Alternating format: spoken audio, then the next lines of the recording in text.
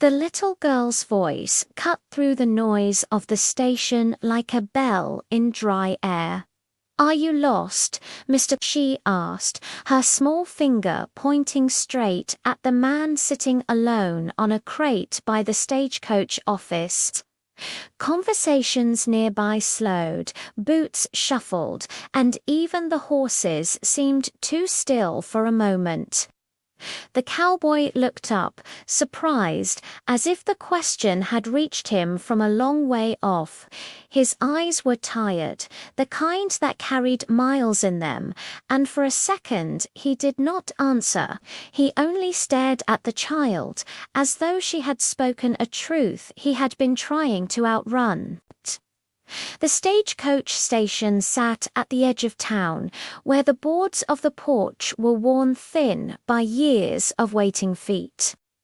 Dust clung to everything. Trunks were stacked in uneven towers, leather straps cracked by sun and time. Men moved back and forth with purpose, calling out times and places, while women held tight to shawls and children. It was a place of coming and going, but not a place meant for staying. The cowboy had been there since early morning, hat pulled low, red scarf faded, hands rough and still. No one had asked his name, and he had not offered it.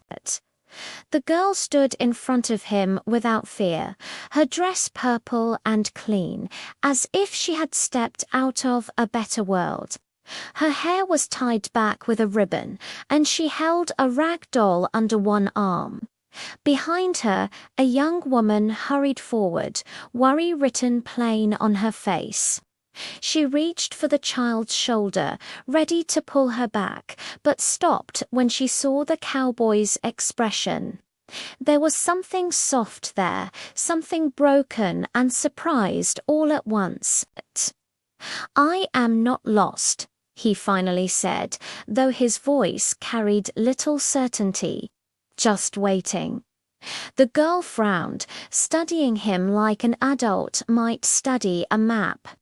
She lowered her hand, but did not step away. "Waiting for who?" she asked. The question seemed simple, yet it landed heavy. The cowboy opened his mouth, then closed it again. Around them, the station returned to life, but a small, quiet circle had formed, unseen yet real. The young woman cleared her throat and apologized, saying children asked strange things. The cowboy shook his head. "She asked a fair one," he replied. He looked at the girl again. "Sometimes you wait long enough that you forget what you're waiting for." The girl considered this, then nodded as if it made sense. She stepped closer, close enough that the cowboy could smell soap and dust, and something hopeful. The woman watched closely, ready to intervene, but the cowboy made no move that caused alarm. He shifted on the crate, his boots scraping the boards.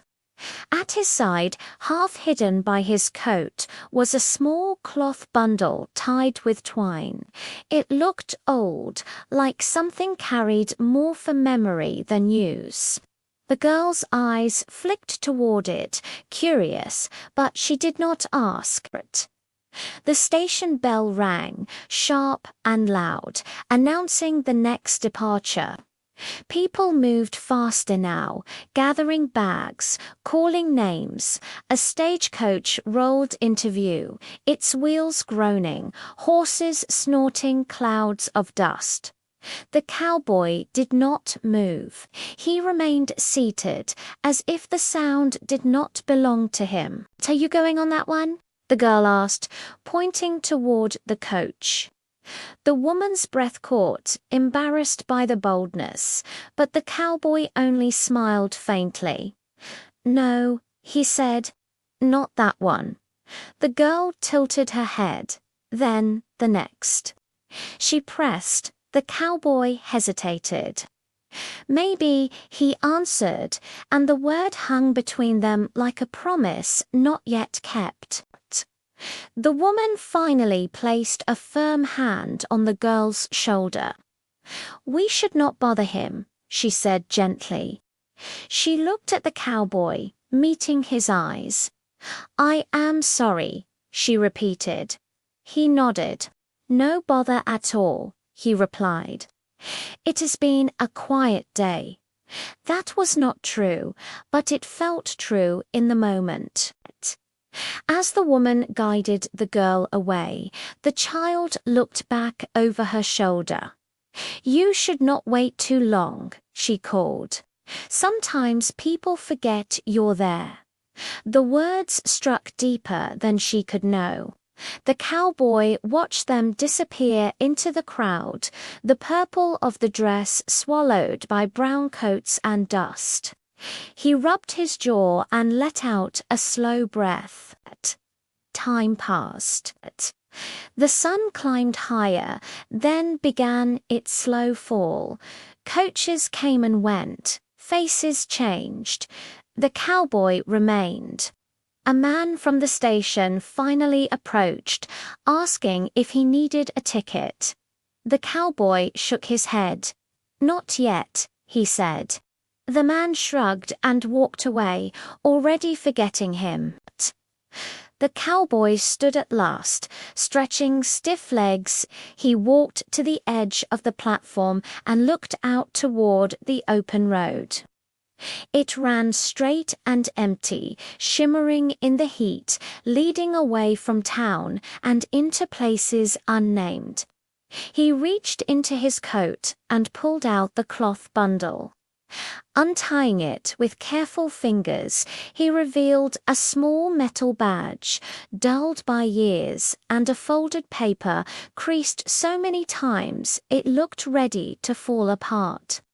He stared at them, jaw tight, then wrapped them again and tucked them away. Footsteps approached behind him. He turned, expecting another station hand, but instead saw the young woman from earlier. She stood alone now, hands clasped, eyes uncertain. "My little girl," she began, then paused. "She has a way of speaking her mind." The cowboy nodded. "She spoke kindly," he said. The woman smiled, though there was sadness in it. "We are waiting too," she said, "for my husband. He left to find work and promised to return on today's coach." The cowboy glanced toward the road again. "Promises can be heavy things," he replied. The woman looked at him, surprised by the weight in his voice. "Yes," she said softly. They stood in silence for a moment, two strangers bound by waiting. "I hope he comes," the cowboy said at last. The woman thanked him and turned to go, but before she left, she looked back. "If you are waiting for someone," she said, "I hope they find you." The cowboy watched her walk away, the words settling deep. The sun dipped lower, casting long shadows across the station. The air cooled. A final coach was announced, the last one before nightfall. People gathered, anxious, hopeful. The cowboy felt the pull of decision, heavy and sharp. He stepped forward, then stopped. The little girl's question echoed in his mind, simple and true. "Are you lost?" The coach doors closed. The driver snapped the reins. Dust rose as the wheels began to turn. The cowboy stood frozen, caught between the road ahead and the past behind. His hand brushed the bundle in his coat. Somewhere in the crowd, a child laughed. Somewhere down the road, something waited. As the stagecoach rolled away, the cowboy took one slow step forward, then another.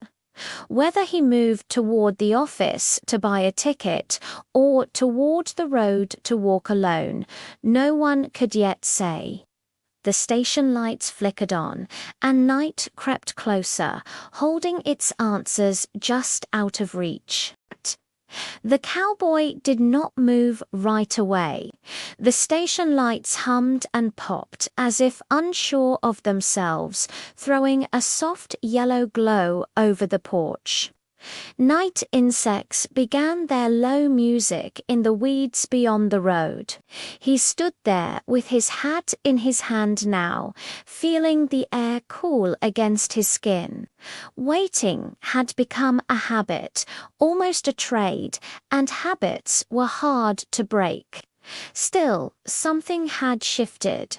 A small voice, a simple question, had pressed against a door he had kept shut for a long time. He turned away from the road and walked back toward the benches. Most of the travelers were gone. A few men slept sitting up, hats pulled over their eyes. A woman rocked a baby near the wall, whispering a tune that sounded older than the town itself. The cowboy took a seat at the far end, keeping to himself. He rested his elbows on his knees and stared at the ground, where years of boots had worn the wood smooth. His thoughts drifted back, as they often did when the day grew quiet. There had been another station once, far from here, where he had stood younger and straighter. He had worn a cleaner coat then, and the badge in his pocket had shined like it meant something. He remembered the smell of rain that day, the sound of a train whistle cutting through the hills. He remembered a promise made in a low voice and a promise broken just as quietly. Those were the kinds of memories that stayed awake when a man tried to sleep. A gust of wind swept dust across the porch, bringing him back to the present. He reached into his coat again, touching the cloth bundle without taking it out. The metal inside felt cold, even through the fabric. He wondered, not for the first time, what would happen if he left it behind. Would the weight lift, or would it only find a way back to him like all the other things he had tried to outrun? From inside the station office came the sound of voices. The station man was talking with someone new, his tone low and serious. The cowboy listened without meaning to. Words like late and trouble drifted out, followed by a sharp laugh that did not sound amused. He shifted in his seat, senses sharpening. Trouble had a way of finding him, no matter how still he tried to stay. The door opened, and a man stepped onto the porch. He wore a long coat and carried himself like someone used to being obeyed. His eyes swept the station, quick and measuring, before landing on the cowboy. They lingered there a moment too long. The cowboy felt a familiar tightening in his chest. He lowered his gaze, pretending interest in the floorboards, but he did not miss the way the man adjusted his coat, as if checking something beneath it. The man walked off toward the road, boots striking hard. The station man followed him part way, speaking in hurried tones. When he returned, his face was pale. He noticed the cowboy watching and forced a smile. "Long day," he said, though no one had asked. The cowboy nodded, filing the moment away. Long days often led to longer nights. A small figure appeared at the edge of the porch, and the cowboy's breath caught before he realized why. The little girl stood there again, her rag doll tucked under her arm. She looked around, then spotted him. Her face brightened, and she hurried over, her shoes tapping lightly. Behind her, the young woman called her name, sounding tired rather than angry. "You are still here," the girl said, as if this were surprising news. The cowboy smiled, a real one this time. "Seems so," he replied. She climbed onto the bench beside him without waiting for permission. "Mama says waiting makes people honest," she said. "You cannot hide when you are waiting." The cowboy chuckled softly. "Your mama sounds wise," he said. The young woman reached them, breathless. "I am sorry," she said again, though her voice held more warmth now. "She slips away when I am not looking." The cowboy tipped his hat. "No harm done," he said. The woman hesitated, then sat on the bench across from them.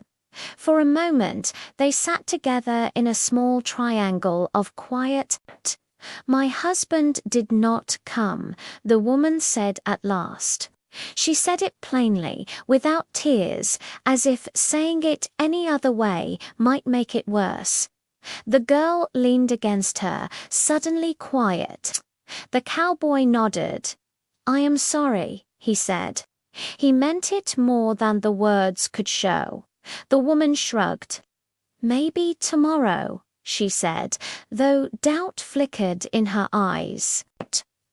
The girl looked up at the cowboy. "Are you going to leave tomorrow?" she asked.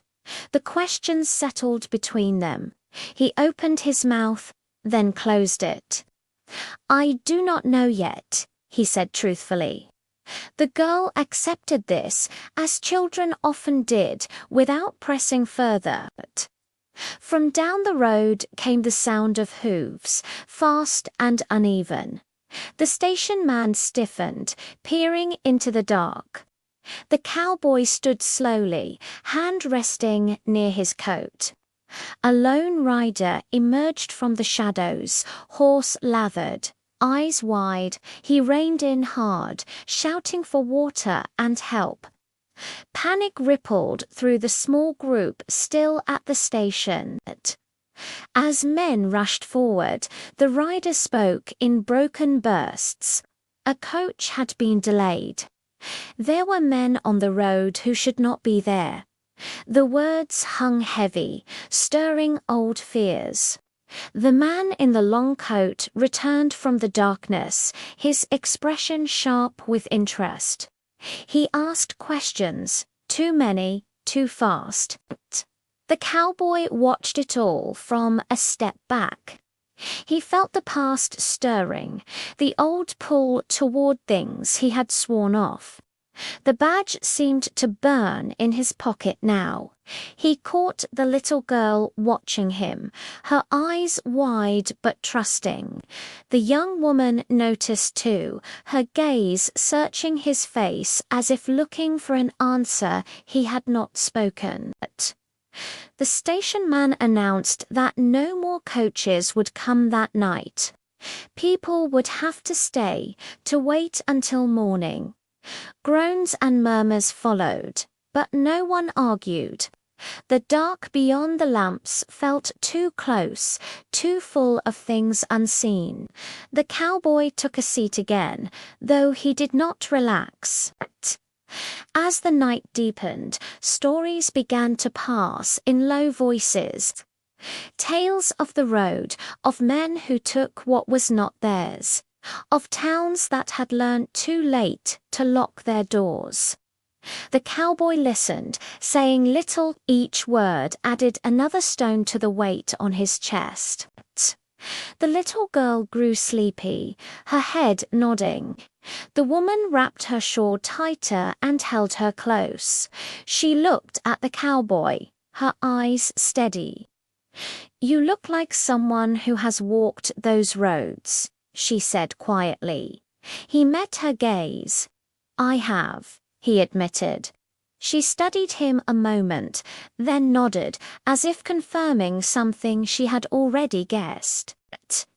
Outside the circle of light, a sound carried on the wind. It was faint, easy to dismiss, but the cowboy did not. He stood once more, every sense awake. The station man followed his gaze, unease spreading. "What is it?" he asked. The cowboy did not answer right away. He listened, heart pounding, feeling the night close in.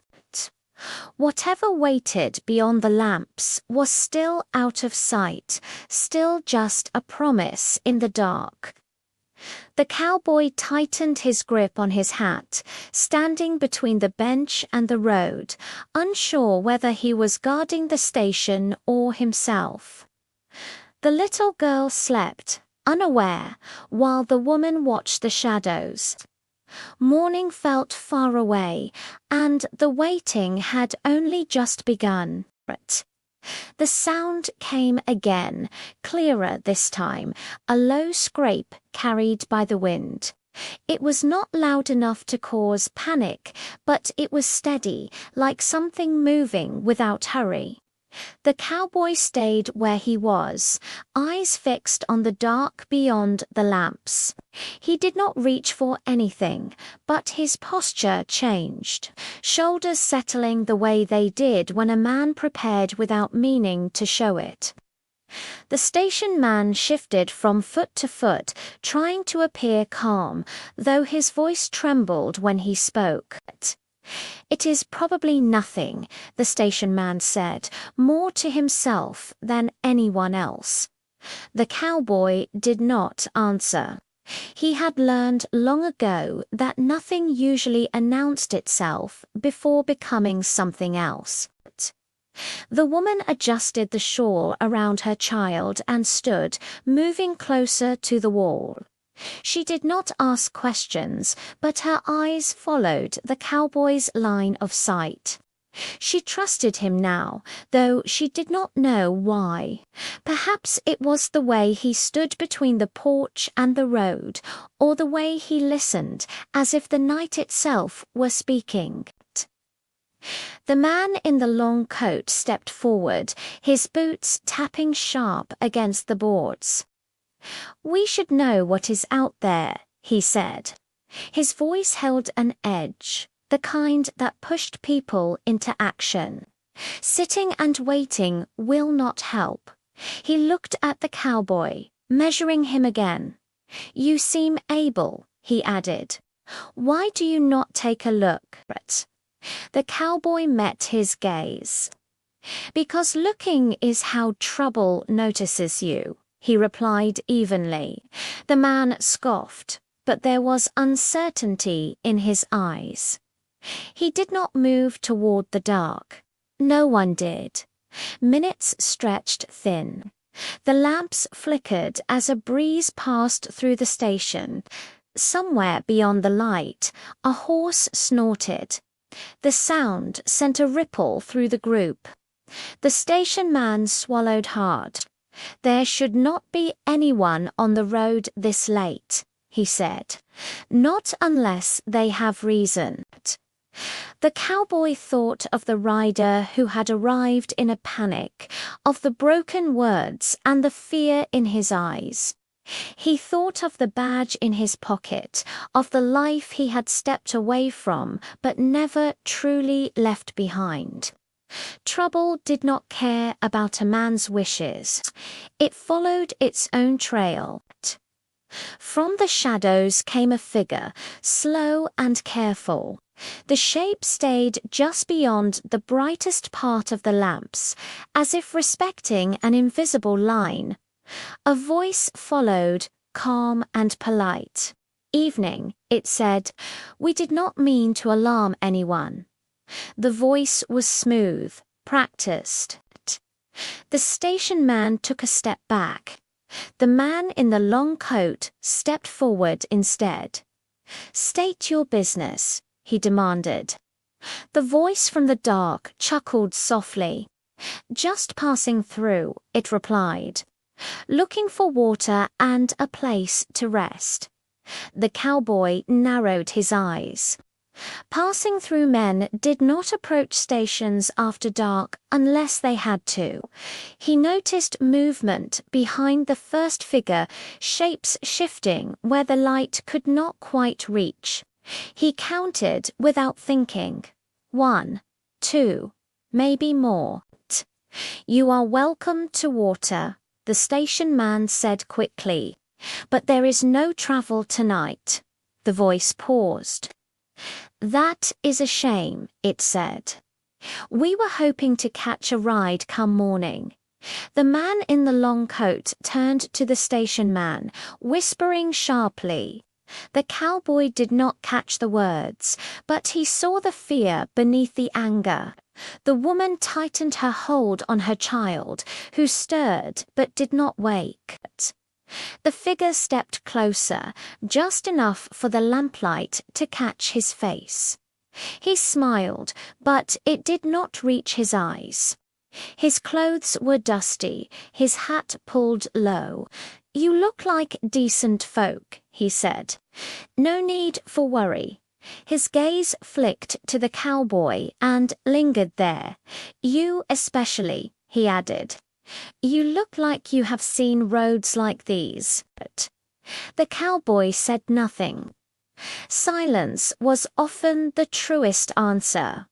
The man's smile thinned. "We will camp just off the road," he said at last. "Be gone by dawn." He tipped his hat and stepped back into the dark.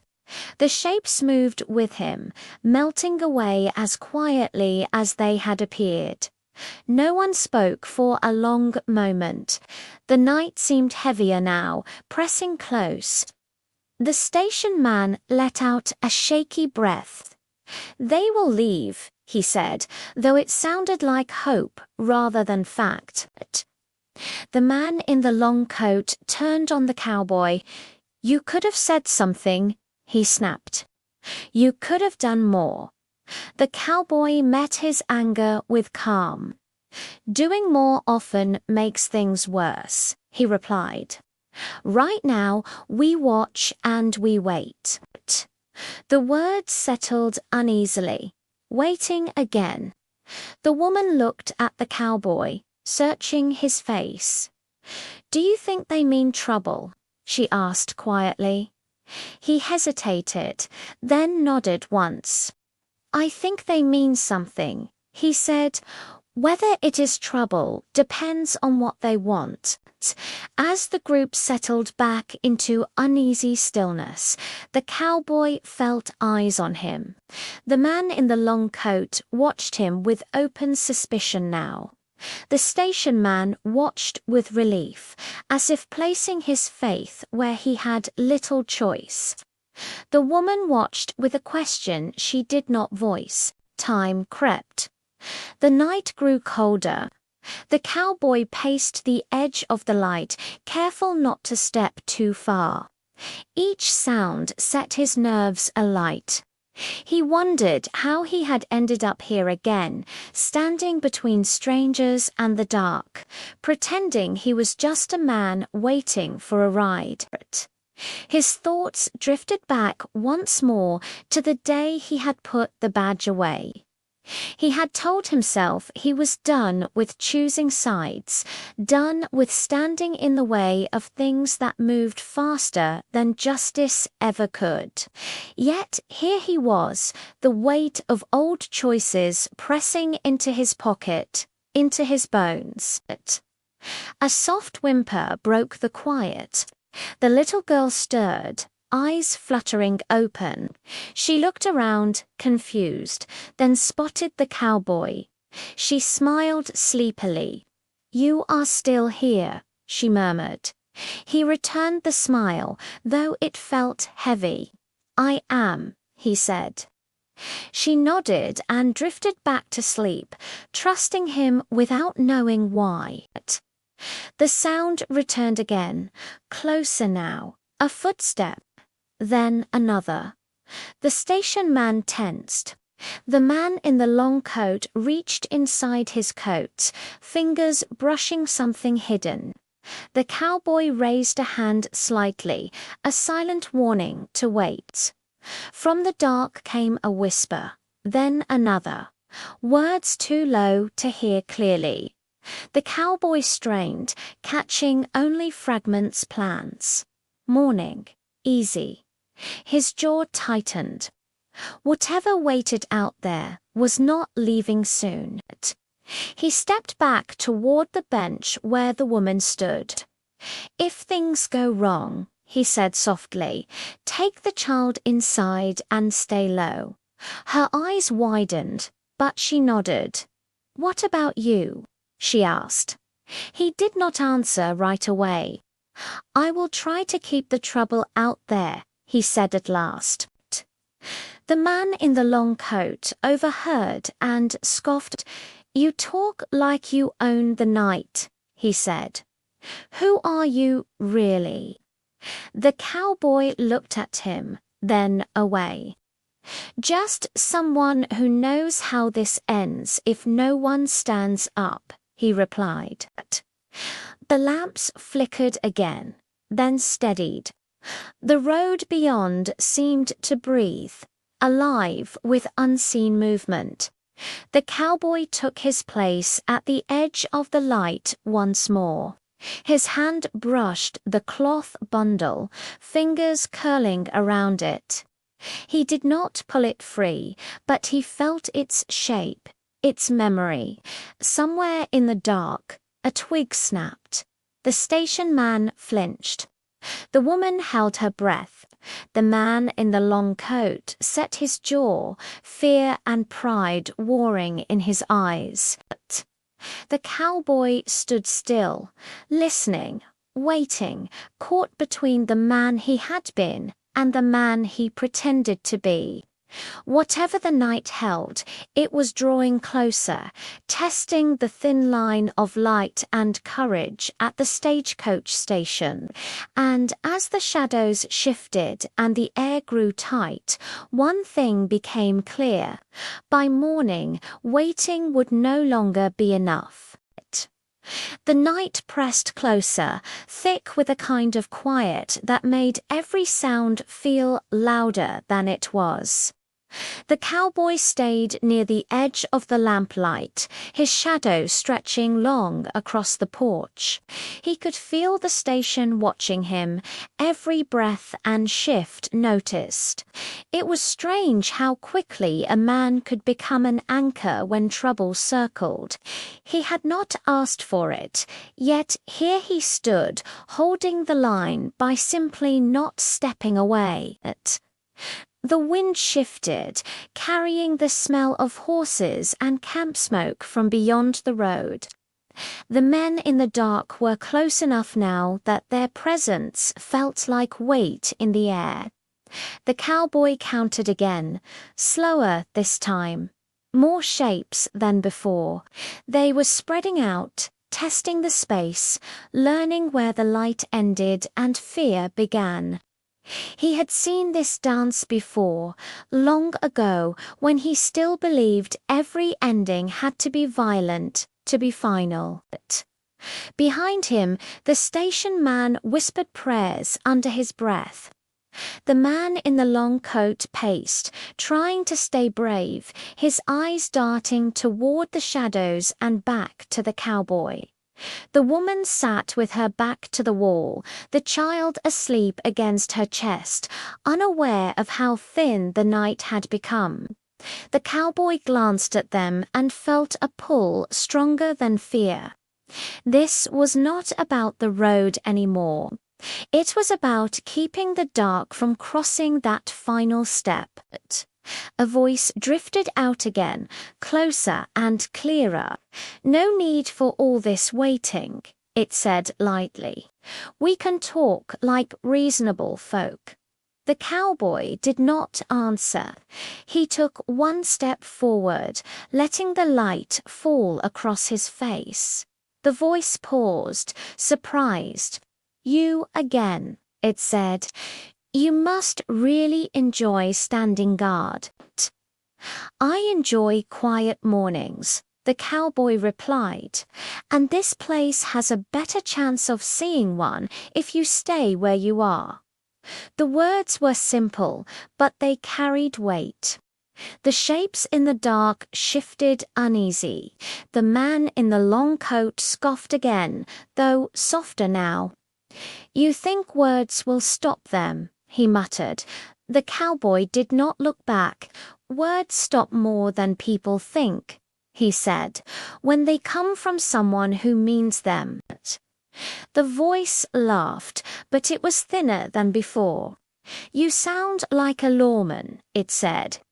The cowboy felt the badge in his pocket grow heavy. He did not deny it. "I sound like someone tired of messes," he replied. A long pause followed. The night held its breath. Somewhere a horse stamped its hoof. The cowboy felt the moment stretching, tightening like a rope pulled too far. He knew this was the edge, the place where men decided what kind of story they were part of. From the side, one of the shapes moved too fast, stepping into the edge of the light. The station man gasped. The cowboy reacted without thinking, shifting his stance, voice firm. "That is close enough," he said. The figure froze, then slowly stepped back, hands raised in mock peace. The woman's breath caught. She clutched the child tighter, eyes shining with fear and hope both. The little girl stirred again, her small face creasing as if sensing the change in the air. She opened her eyes and looked around, then found the cowboy. Even half asleep, she trusted him. That trust burned brighter than the lamps. "You are making this harder than it needs to be," the voice said. "We just want what is easy." The cowboy shook his head. "Easy for you," he said. "Hard for everyone else." He took another step forward, pushing the line of light outward. It was a small move, but it mattered. The man in the long coat whispered urgently, "Do not provoke them." The cowboy glanced back. "They are already provoked," he said quietly, "by the idea that someone might say no." Time slowed. The wind died down, leaving the night still and watchful. The cowboy's mind raced through old lessons, old mistakes. He remembered nights like this, when he had chosen wrong, when he had acted too late or too soon. He had left that life thinking distance could fix regret. Standing here now, he understood that some things waited patiently. A sound rose from the dark, not a voice this time, but movement. Feet on dirt, several at once. The station man's face went pale. The cowboy raised his hand again, steady, calm. "This does not have to end badly," he called out. "Turn around. Walk away. The road is wide." For a heartbeat, it seemed like the night might listen. The shapes hesitated. The voice spoke again, closer now, stripped of humor. "You really think you can stop us?" it said.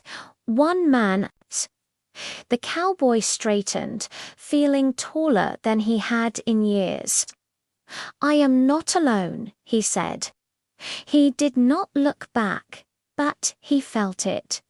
The station man standing firm instead of hiding.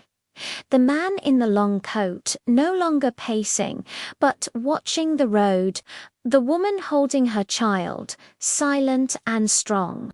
Even the sleeping girl, believing that. A lantern flared inside the station as someone lit another, adding light to the porch. The sudden brightness caused murmurs in the dark. The cowboy allowed himself a small breath. Light changed things. "It always had you should go," he said again, voice steady. "This town will wake soon. Trouble likes the dark, but it rarely survives the morning." The words landed harder this time. The shapes shifted, uncertain. The voice cursed under its breath. For a moment, the cowboy thought it might end there, that the night would retreat, licking its pride and finding easier ground. But then came the sound he had feared. A sharp command, low and urgent, carried between the men in the dark. The decision had been made. The cowboy's heart pounded, but his mind stayed clear. He reached into his coat and pulled out the cloth bundle at last. He did not open it yet. He let it be seen. The man in the long coat noticed, eyes widening. "What is that?" he whispered. The cowboy did not answer. Some truths did not need words. The little girl shifted, waking fully now. She looked at the cowboy, then at the dark beyond the light. "Mister," she said softly, "are you scared?" The question cut through everything. The cowboy knelt slightly, meeting her eyes. "Yes," he said honestly, "but I am still here." She nodded, satisfied. "That is good," she said, and rested her head back against her mother. The woman swallowed hard, tears shining, but she said nothing. She did not need to. The shapes began to move again, closer, faster. The station man shouted for help, his voice cracking. The man in the long coat finally stepped forward, fear giving way to resolve. He stood beside the cowboy, jaw set. "I am not running," he said. The cowboy glanced at him and gave a single nod. The lamps flickered wildly as the wind returned, as if the night itself were pushing back. Dust swirled, footsteps pounded closer. The cowboy took one more step forward, planting himself at the edge of everything he had tried to leave behind. His hand tightened around the bundle. The past was no longer something he could hide from. It was something he would have to face here under the lamps of a lonely stagecoach station, with strangers depending on him and a child who believed he would not move. The dark surged, voices raised, shapes breaking into the light. The moment stretched thin, ready to snap. And just as it seemed the night would swallow the station whole, a new sound cut through the chaos from far down the road, strong and clear, changing the shape of what was about to happen. The new sound rolled in strong and steady, cutting through the rising chaos like a blade through cloth. It was the deep rumble of wheels and the sharp call of a horn echoing down the open road. Every head turned at once. The men in the dark hesitated, their forward motion breaking apart as the noise grew louder. Lantern light caught the dust rising in the distance, and the shape of a large coach came into view, moving fast and without fear. The cowboy did not relax, but something eased in his chest. He knew that sound. It was not just any stagecoach. It was one that traveled with purpose, one that did not slow for threats. The station man stared, mouth open. "That coach is not due," he whispered. The man in the long coat squinted into the distance, recognition dawning on his face. The figures in the dark shifted again, no longer bold. Voices rose in sharp, hurried tones. The leader cursed and shouted orders, but the moment had turned against them. Trouble thrived on silence and shadows, not on witnesses and noise. As the coach drew closer, a second sound followed it, then a third. Riders more than one. The cowboy took a step forward, lifting his voice. "Last chance," he called out. "The road is still open behind you." For a long breath, no one moved. Then one shape broke away, then another. The night swallowed them as quickly as it had revealed them. Within moments, the road beyond the lamps was empty again, save for the approaching coach. The station seemed to exhale all at once.